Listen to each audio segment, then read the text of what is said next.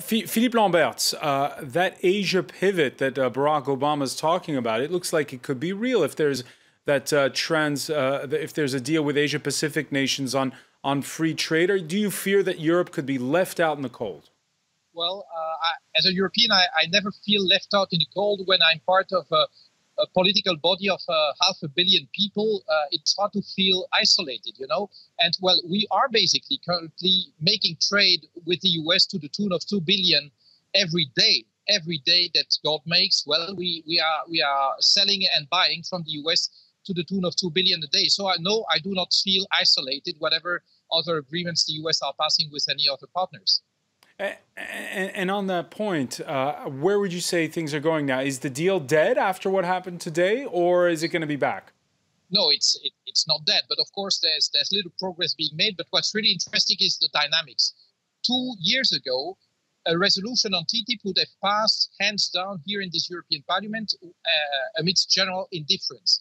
And actually, as opposition is growing in Europe, and not just from the usual suspects, I might say, NGOs, well, basically left-wing parties, but you hear opposition, increasing opposition from the SME world, who see that this is an instrument benefiting mostly multinationals and that would increase the market power of multinationals against small and medium businesses. As the opposition increases, well, a number of MEPs are getting second thoughts. So we are not yet at the stage where we have to approve or reject an agreement because we are still far from it. But today's vote would have been on an opinion of the European Parliament on the ongoing process. And it is because there was a risk that the opinion would have a majority, for instance, against these investor-state dispute settlements, these private tribunals that would arbitrate between investors and states.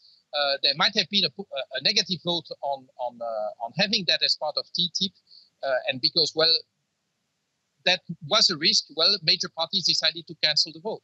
Mr. Lamberts, the negotiations themselves obviously raise big issues of transparency and democracy. Am I right in saying that many MEPs have had no access to some of the most sensitive documents in the negotiations?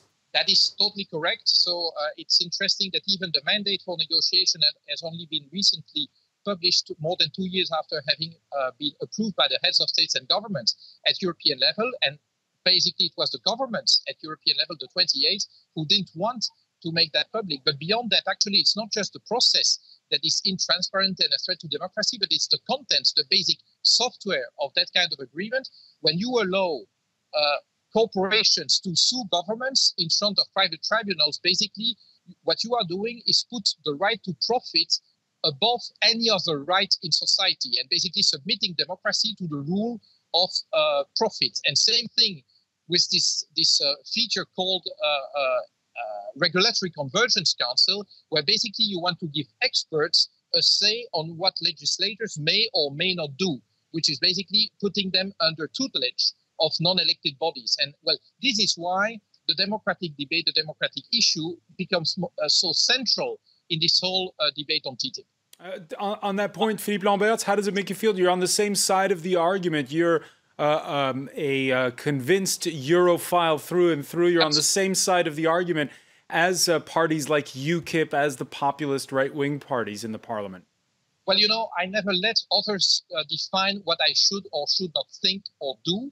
So if other people come to the same conclusion as I do, that TTIP should never be done under the current terms, well, that's right. They may have different premises, but I will not deviate from what I believe is best for the general interest because, well, some people with whom I would not necessarily agree on everything think the same on this topic.